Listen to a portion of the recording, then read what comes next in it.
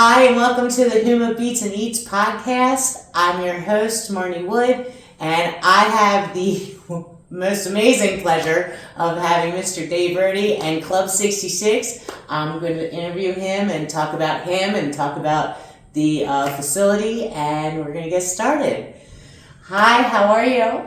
I'm doing great. And I think you're building me up a little too much. No, not at all. I don't think so. I appreciate that great introduction. And it's really a pleasure to be here. Thank you. And I'm super excited we get to do it from Club 66. I got a little tour. It's really neat. It's a neat place. So the first time I was here was not too long ago, a couple weekends ago. Crack the Sky played, and I walked in and it reminded me of like a little tavern in Nashville. Like, I just felt like it's such a cool place. So I was really impressed. It's very cool. So we've had people play here that are from England. And a lot of times people that come here and play from England say that this building reminds them of buildings in Liverpool and in Hamburg as well. Yeah. It's like a little cavern. It's very cool. If you get a chance, come on out. So how did you get started in music? Because you have, now I'm not 100% sure, but you were in a couple bands. I know Memphis Sons. Yes. I'm in the current band I'm in is called Memphis Sons. So in the 40 years that I've been here, I've been in 4 different bands. Mm-hmm. Music was always part of my life growing up. I can remember as a kid, as far back as maybe 5 years old, my mom would put a record player in my crib and hand me a stack of records. And that's so cool. I just loved music from before I can remember, life itself. What were the records? What were the albums you were? So it was one of those little record players that had the big pole, and all it would play was 45s. Mm-hmm. And, my mom would stick whatever she had, and I would just play them to death. Mm-hmm. Yeah. And then how did it? And my grandfather played accordion, and I had a cousin that played accordion. My other grandfather sang. My grandfather played accordion too. My favorite instrument by far. I think anybody that can play accordion well is very talented because there's a lot going on there. Yeah. But anyway, music was always part of our family gatherings growing up, and so it got in me at a young age. Yeah. Was it? Do you have siblings? I have one brother. Was he into music as well? He played first clarinet in the school orchestra. And then how did you start to get involved with bands and progress? So when I was about 14 or maybe 15, the church I grew up in, they started a band, and they asked me if I would play drums in it. So that was my first professional engagement as a player, and we really had a lot of success. We played all over the tri-state area. Even one time we got to open up for the Bill and Gloria Gaither Trio. Oh, cool. At the Baltimore Civic Center. Wow, that's so neat. At a young age of 15 or so, maybe 16, I got to play at the Baltimore Civic Center. Very cool, very cool. And it was a great opportunity and a great learning experience working with all those people, because the average age of everybody in that band, there were 10 singers and 7 musicians. I think it was 17 people. And the average age of everybody in that band was, late 50s, early 60s. And I was the kid on drums. Yeah. You were in a young blood. I was.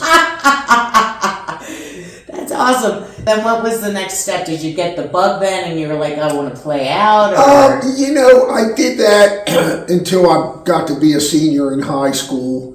And then I wanted to join the Marine Corps, which I did after I graduated. So I passed the sticks on to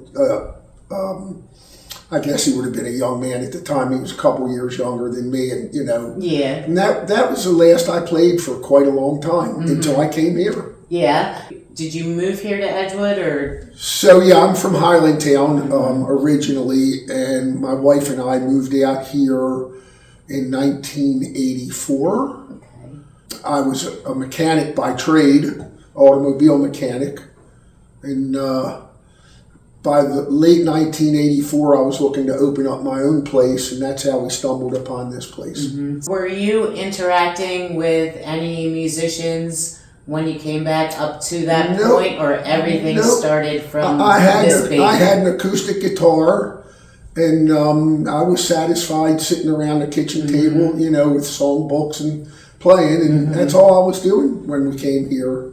And so then how did this begin? How did it start in your mind? So that's a great question. When we were looking for a shop to rent where I could fix cars, we stumbled upon this place. It was a one-line ad in the Bargainier. It said garage business for sale.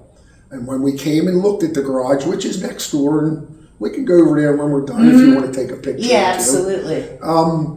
It was in need of a lot of help.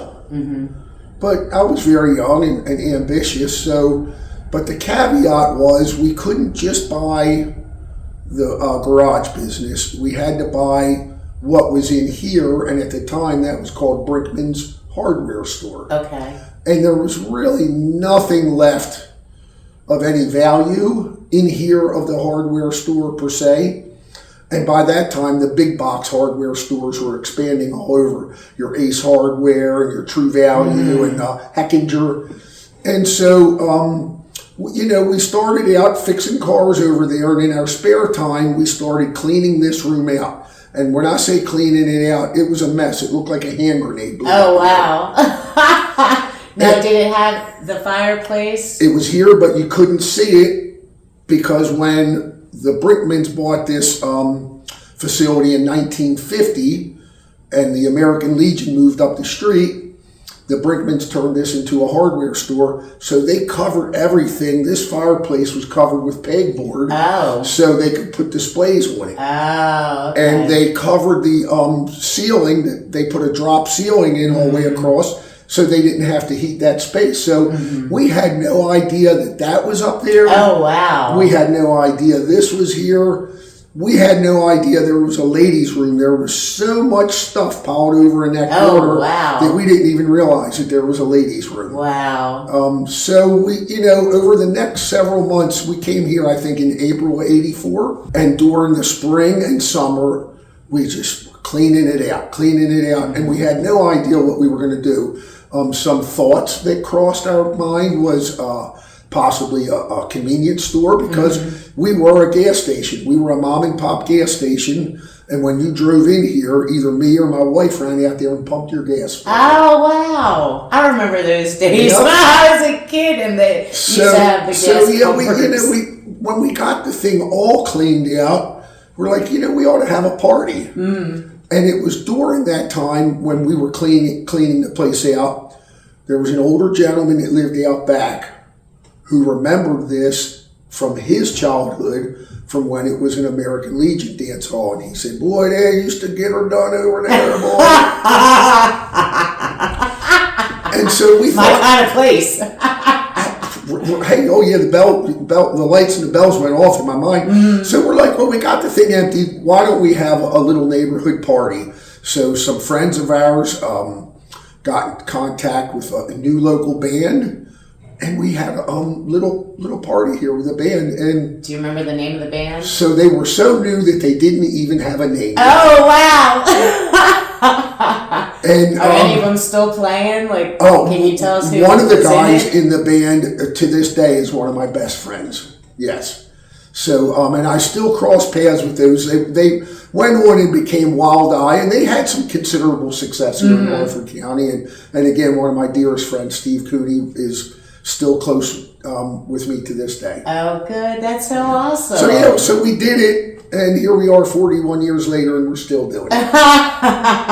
The first year that we did it, the band sat up and played in front of the window, and we had 2 pool tables, and they were both there. Oh, okay. So and then eventually, it might have been Spike, because by early '88, Never Never was forming, and we talked Spike into coming out and seeing if they would want to play here. And Spike came in, and he looked around, and he said, well, first of all, the stage needs to be down there.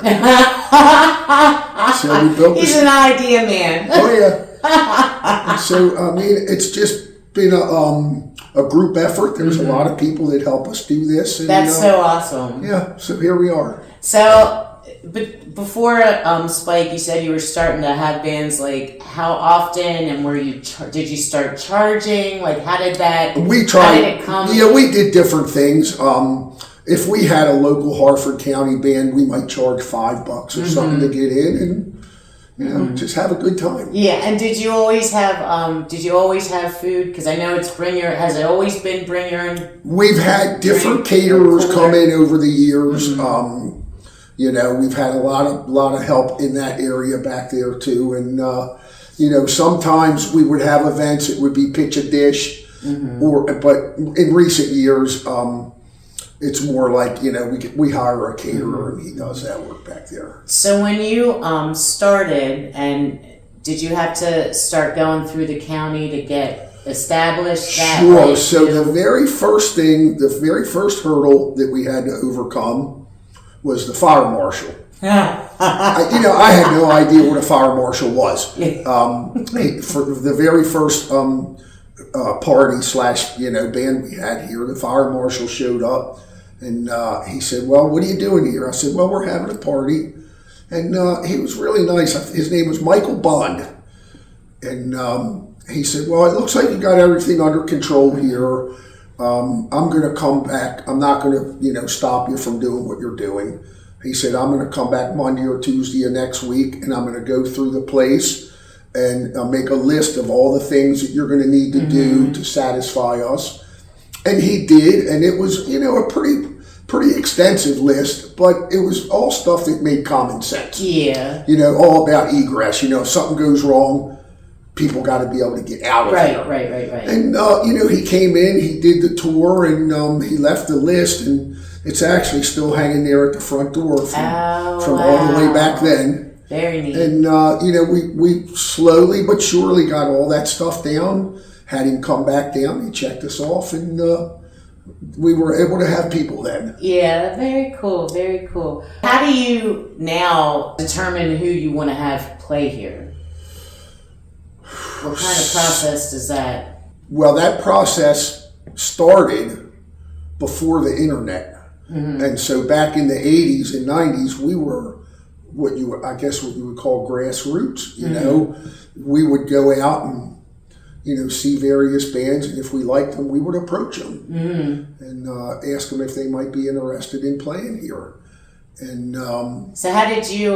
Because I know that was before the internet, but even now, like, there's not too much out there, because I was looking and I could only find like a little bit. I know you have your website and stuff, but like, how did you pump up this place, or how did you get them to want to come here? Well, again, back then, I mean, if you came here, we would ask you to sign your name and leave your phone number, and we compiled, a book of people's names and phone numbers. And then when we were going to do something, I'd sit at my desk with the phone and start calling people up and saying, "Hey, we're having a band here this Saturday if you want to come on out." Oh, cool. And that's really how it started. And then how did you reach out to the bands? Did you call them, or did you have them come out here and take a look where they'd be playing? We might go out and see them, or we might call them, or anything like that.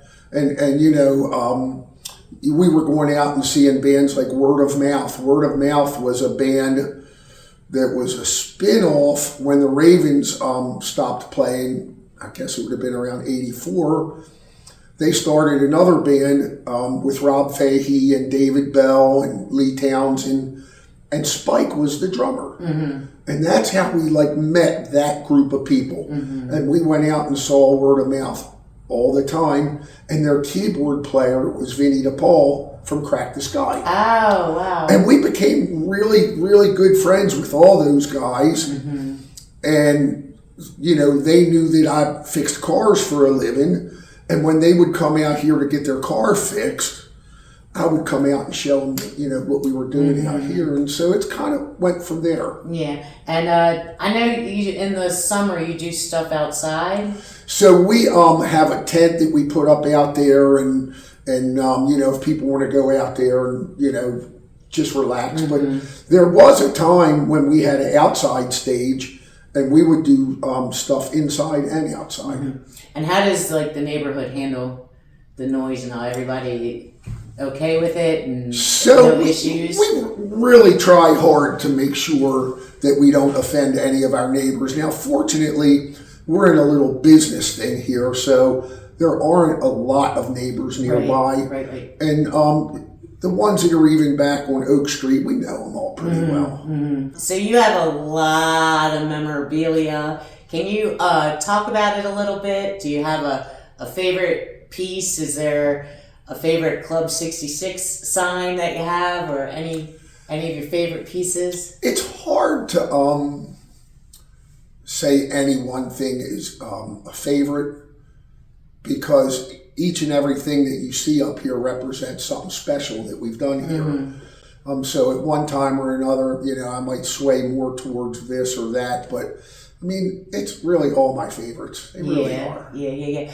You have a lot of different guitars. Are they all from different bands? Yes. So for a good spell, and I got this idea from John Palumbo, when they used to do the Hammerjack shows every year back in like 86, 87, 88. At the end of every night, whatever guitar John Palumbo was playing, he kind of like toss it out into the audience as a souvenir. And I like that idea a lot. So then what I did for that spell, all these guitars you see everywhere, for maybe about a 10-year spell, when a show would be approaching, I would go to the store, I would buy 2 identical guitars. I would have the band that's going to play here that night sign both of them. Oh, wow. And we would raffle the one guitar off, and the other we would put on the wall. So for most of those guitars you see hanging up, there's a twin out floating around somewhere. Oh, wow. That somebody has one here. That's neat. That they get to have for their memorabilia. And again, got that idea from my friend John Palumbo, who did that. So I want to take a step back and talk about the structural changes that you've made over the years in here, because I know you said you used to have the band play up top. The American Legion had the band play up there. We never played up there at all. When we moved here, the Brinkmans had built that wall all the way up, and they made an apartment out of it. And the Brinkmans lived in that apartment upstairs, which is now the balcony. Okay. And like I say, we tore that wall halfway down and made it usable. You built the stage. Yes. And you had the steps coming down. We built all that. Yes. You built the steps built all too. That. Yes. Oh, wow, that's neat. And did you have like that in mind? Like you were like... It was a gradual process. As we would do one thing, it would grow into another. So when like the bands first started coming, where did they load in from? Right at the front door. Right at the front door, yeah. Okay, very neat. This is just such a neat place. Has it overall, has Club 66 exceeded your expectations? Did you have expectations? So we really didn't have expectations per se. And yes, it has exceeded everything I ever thought possible. To have some of the world famous people that have played here, I would have never ever thought possible 40 years ago. And what are some of those bands that have played here? Or people? Well, some of them I like to touch on, and again, without paying favorites to anyone, because again, I think that anytime we have a national act that has played here, it's very special. But some of them that come to mind immediately, the original drummer of the Beatles, Pete Best, has played here 4 times. Very cool. And it's important to note that he played with the Beatles for over 2 years, played over 1,000 shows with the Beatles before he was replaced. So to have Pete Best from Liverpool play on that stage, kind of special. Yeah.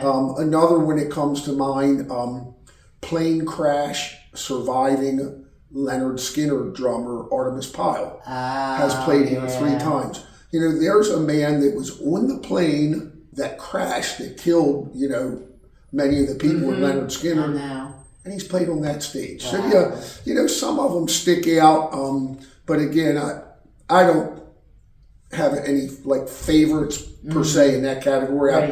I think it's all special. Yeah, it is. It's very special. I know everybody always just talks about how they love coming here and how much it means to them. What's the capacity in here? So it depends on how much floor space is. So the more we empty out the floor space, the more people can come in. But when we have it like this with chairs and tables, it's about 106. Okay. How do you manage to keep it look? Because like the vibe is very like the people like when I was here, it's just very. It's like a tavern or a cavern or whatever. How do you keep it low key and? Well, starting out, not knowing how this, would unfold, 40 years ago. It's just kind of the way it started. It was, a neighborhood thing. And if you were, from around here and you were here when it started, it was just kind of, my thought for anybody that's in a band that I think it's an honorable job, because when you're doing that job, you might be making somebody out here happy that might be having a bad day, Yeah. They could be sick, or there could be a death in their family. And when you're doing that, if you can bring a smile to somebody's face, then you're doing something nice. Yeah. So yeah, I've played up there many, many times and always love it. How many shows do you have here about a year? We currently, and for a long time, we try to limit it to about 10 or 12 shows a year. They're a lot of work. We never really make money per se. It's this. I make a good living fixing cars, and we feel like we're blessed to do what we do over here. And at the end of a show, if we have enough to pay the band, I'm happy. Yeah. So, and to keep it special like that, one show a month, that's enough. If you did it more than that, it might not be so special. Definitely. What's the most exciting performance? It's not a favorite question, but like the most exciting performance you've seen here. Boy, that's a great question. I wasn't prepared for that.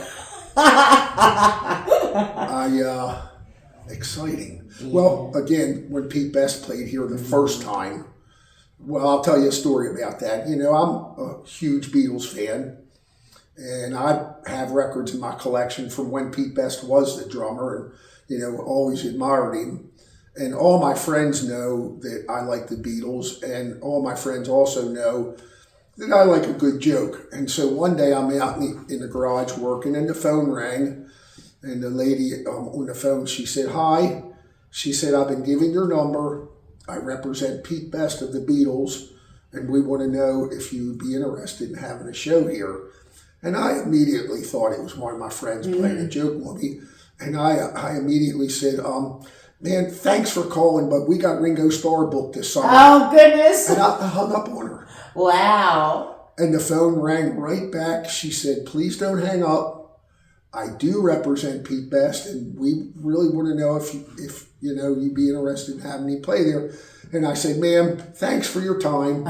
I said, "But I know what kind of money Pete Best gets." I said, "and that's way out of our price range." And she replied by saying, "Well, Pete Best has gotten nothing but great reviews." I'm not sure the right word I'm looking for, but apparently other people had told Pete Best what a nice little place this was. Wow. And she said that he would be willing to work within our budget. Look at that word of mouth. Yeah. That's So amazing. Yeah. So when he came here and set up and his band played the first time, that was very exciting. I never in my wildest dreams would think a Beatle would be walking through that door. Yeah. How many people came to see that show? About 100. Yeah. That's awesome. Yeah. So what year was that? I'd have to look over there. I've got the ticket stubs hanging up, but I'd say it was probably, I don't know, around the year 2000. Oh, okay. So it's pretty Somewhere recent. there. It's Yeah. not like that far away. How much were the tickets? Can I ask? I really don't remember. They were probably cheap. They were probably 30 or 40. It was too cheap. Yeah. We have a habit of not charging enough. Yeah. that was a funny story, but do you have a funny story inside of Club 66? Some of the, like, one of the funniest things that's happened in here? Well, we've done a lot of fun stuff over the years. Not only have we done shows, but we've had birthday parties here. We've had weddings here. We've had baby showers here. I mean, we've just done a lot of fun things here. Wow. I can remember for a few years, many years ago, we had one man who we've known forever. He would rent the place from us to have his daughter's birthday party here every year. And he would rent one of those gigantic blow up bouncy house. And it would literally take almost the whole space. Wow. And he would bring it in a day ahead of time and get it set up for the kids' parties the next day. And so the night before, you know, all of us adults would be here and we'd be playing in the bouncy house. You know, that's so fun. have a beer and then go in the bouncy house and play. Oh, that's so fun. Yeah, so, That's so fun. yeah, all kind of fun stuff. What kind of how many weddings have you had here? Do you know? I think four or five. Yeah. That's pretty hard. And I went online and got ordained a couple of years ago, and I've actually married a couple friends here. Oh, that's so cool. That's so cool. Yeah, I know when Brian and I were getting married, we had a couple people come up to us, and they were like, we can marry you if you want, if you need somebody. That was really nice. That's got to be special to do something like that. In fact, pretty sure Spike got married here. Oh, yeah? Now, I didn't perform that ceremony, but, you know, it's just a lot of wonderful times. How do you maintain those relationships and friendships? Like, because it's like how did it grow into a friendship? Like, because I know, like, Spike, everybody speaks warmly, but So, you know, Cheryl and I are fans, and so when you go see a band enough times, they recognize that you're a fan, and you know, you start a relationship and become friends from there. And that's basically how it all started. So how do you determine your, like, the opening acts? Because I know Spike and Tommy opened for Crack the Sky.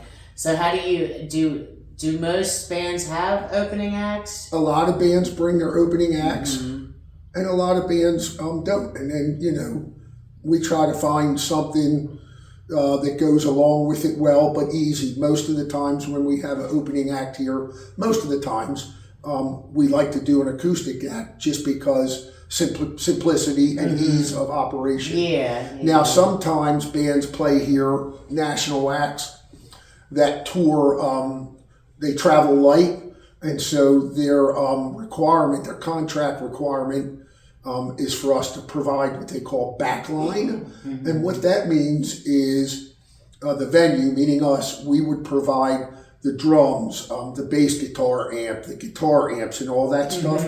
And when that's the case, then usually we'll get whoever is providing all that, we'll have them open up. And that way, again, it makes it a simple changeover because all the instruments are staying the same. So if you see a full band open up here, a lot of times it's because both bands are going to be sharing the equipment.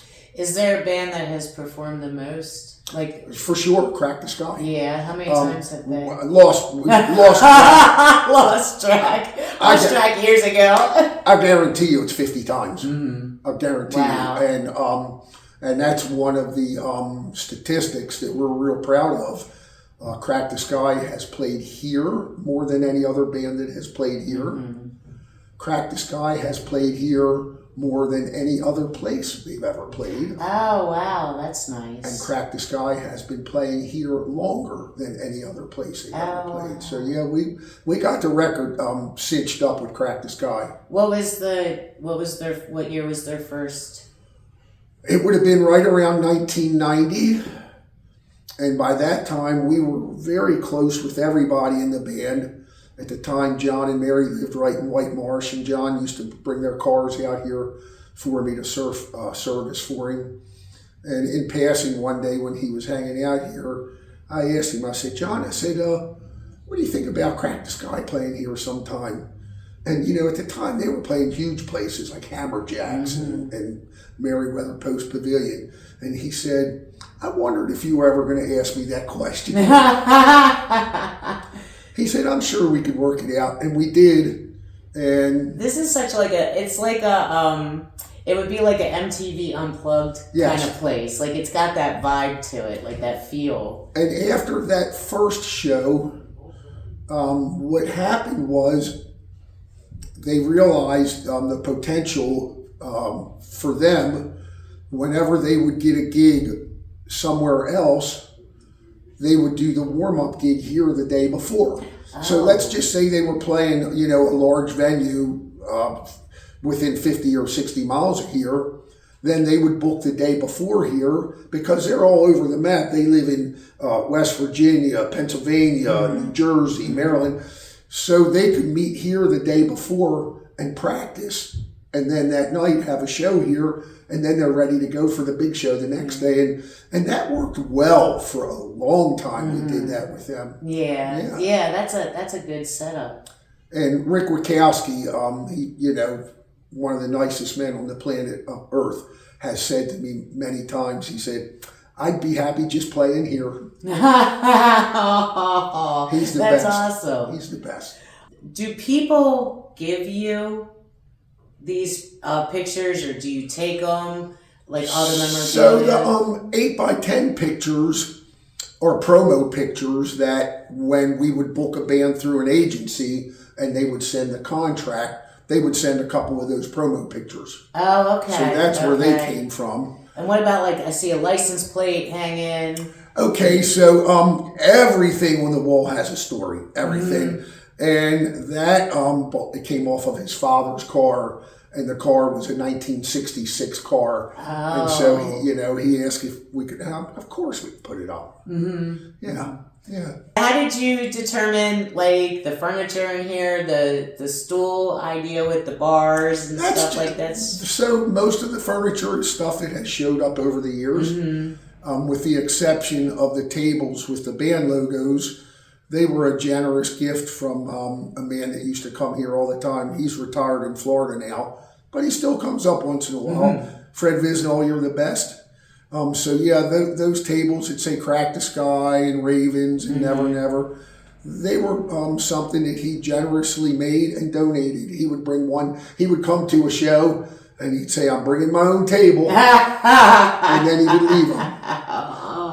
And a lot of the other stuff, 90% of the stools and chairs out here have been donated over the years. Yeah. I guess everybody's just got that nostalgic. It's a group effort. It's a village, if you will. Yeah. That's so neat. It's just got to be so cool to see the evolution of it to where it is now. And it's pretty cool. I know Dennis Shockett's bands have played here a lot. And he has. Many of his bands have played here. Yeah. And I bet they all just draw crowds. It's such a cool place. What are the flags up top? Are they military? Yep, they're all military. I was in the Marine Corps, and a good percentage of our friends that come here are veterans and have military service. So that's why we put those up there. How often does Memphis Suns play out? We go in spurts. We've been on a little break, but this spring we'll pick back up and start playing out. I think we're up at the Falston Barrel House this spring and a few other places. Yeah. Just like this club, if we play out once a month, that's enough for me. Yeah. I like to keep it special. I know in our talking you had mentioned that a book is going to be... Yes, we're very excited. Thanks for bringing that up. Of course. The book that came out 2 years ago called All Things Crack is a Crack the Sky biography written by a wonderful man named Tyson Costco. And when he was researching that book, he came out here several times to interview me because he knew of the close relationship that I have with all the guys who Crack the Sky. And during the course of his research, myself included, and maybe some of the guys from Crack the Sky, brought up that you should maybe write a book about Club 66. So when the book came out, I actually, approached him and I said, "Hey, are you interested?" Mm-hmm. And he said, "Let me think about it." And he got back to me and he said he would really like to be a part of it. And we're over a year deep into the process. And in fact, today, a draft of the first 100 pages showed up in the mail today. Wow. And I can't wait to get home tonight to read it. I absolutely can't. So he's been coming here on and off, and we've had a lot of Zoom meetings. And he has also been meeting with several of the band players that have played here over the years. So I'm certain if he does half as good a job as he did on the Crack the Sky book, then I know it's going to be a great book, because he really went through a lot to put that book together. And I'm excited to think that even having started this with no plan, no roadmap, and to think 40 years later there's interest in a book about the place, I do find very exciting. Yeah, definitely. And I'm sure there's some interesting stories that you have told him. Yeah. You can throw one my way. I've got a few more to tell him. Nothing pops in my head right now, but the whole thing has been interesting. I mean, just to think where we're at and where we started, and still we're still going. Is there let me think of a good way to put it. Is there a fresher band that hasn't played here yet that you might have some interest, or do you go out much around town? Do you are there some local people that you're interested in maybe having here? We like to get around town and check out, new bands and such. And so there isn't anybody on our radar right now, but the most recent one that we came across in the last couple of years is a young band called Experience. Oh, okay. I've heard of them. Wonderful young men, extremely talented, and they play the music of our generation, and they play it extremely well. And they get a lot of support from their parents, and they're tearing it up pretty good around here. So shout out to Experience. Those guys are going somewhere. Yeah. They're going somewhere. And so where do you like to go besides Boston Barrel House? Where do you like to? I don't have a particular place, that I go to. To me, it's who's playing there. So we get there. We get out to the Record Theater from time to time. Yep. Love it out there. The Record Brothers out there have done a phenomenal job with that place, and they always treat Cheryl and I like gold when we go out there. Oh, that's nice. Yeah. What do you do when you're not working on your cars and you're not having anything coming up here? What are your hobbies? What are your interests? What do you like to do? There's not a lot of downtime for me. I work full-time out there, and now that's down to just Monday through Friday. For the first many years here, we were here 7 days a week, to get started and pay the bills. But I work out in the garage. I have the Memphis Suns. We try to rehearse once a week. I'm a Marine Corps veteran. I'm in the Harford County chapter of the Marine Corps League, so I do that once a month. And I have a wonderful family. I have a son and a daughter, and we try to see as much of them as we can. But yeah, not a lot. Do they come here a lot? All the time. Yeah. All the time. Yeah. Do they live around here? They do. So our son lives right in Aberdeen, and our daughter lives right in Joppatown. So we're lucky. We see a lot of them. Yeah. And they both grew up here. That's got to be a cool experience. Yeah. How old were they? Were they born? So Ryan wasn't born yet, and Casey, my daughter, was probably 5 when we came here. And when the room was still empty and no stage, and we were cleaning it out, we would pile everything in the middle, and her girlfriend Jennifer would roller skate around here all day long. That's so fun. All day long. That's a nice memory. It is. That's heartwarming. It's a great memory. Yeah. I bet you had a lot of fun. It's like kind of, you imagine like when you're watching a TV show and like a sitcom, and they get some new and they're all sweating and dust everywhere and cleaning and setting it up. That's really neat. That's really so cool. It's so like structurally cool. Like you couldn't have asked for anything better for what this turned into being. Yeah. What kind of legacy do you want to leave? You know, I don't never think about a legacy. You know, I just hope people that have come here, you know, I hope they have warm regards for what my wife and I try to do here. If people come here and they had a good time, that's enough for me. Yeah. Yeah. Yeah. Have you had anybody of notoriety been an audience member where you were like surprised that they came or anything like that? You know, I don't know if anybody of any notoriety has ever sat out here before. Nothing comes to the top of my head. One of the bands who played here, I think they were called Second Self. Couple of the guys in that band, their father was Jim Hunter, and he was an announcer for the Orioles for years, and we thought that was cool. Oh, yeah, that is cool. Hey, that's Jim Hunter. Yeah. You know, I mean, that was cool. You know, I don't know if you remember on Channel 45 before he passed away, they had a guy that used to ride around in the mornings called Traffic Jam Jimmy. And so he would ride around and, you know, check in on the traffic. And he'd pop out in the mornings once in a while and say hi and how's things going. But yeah, anytime somebody pops in or comes up out here, it's like, oh, that's nice, you know. Have you ever done any like musicals or any dinner theater type things here? No, we haven't done that.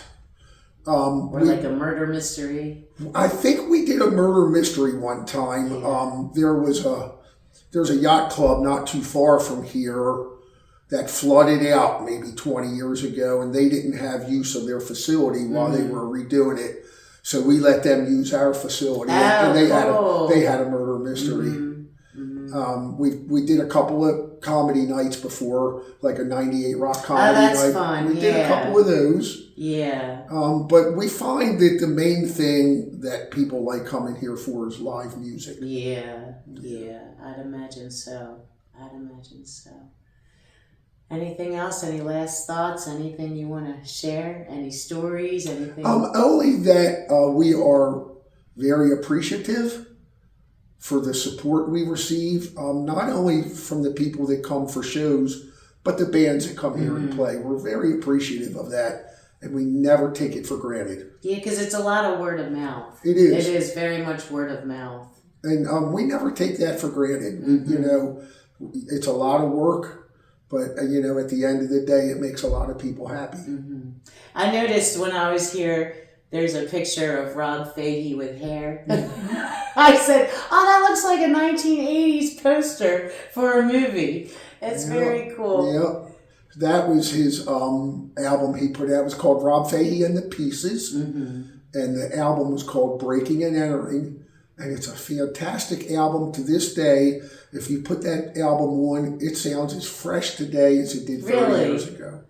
Highly recommend it. I had the opportunity a couple years ago. I saw Rob Fahey and the Pieces at the Coop when the Coop had opened for that brief period of time, and they were great.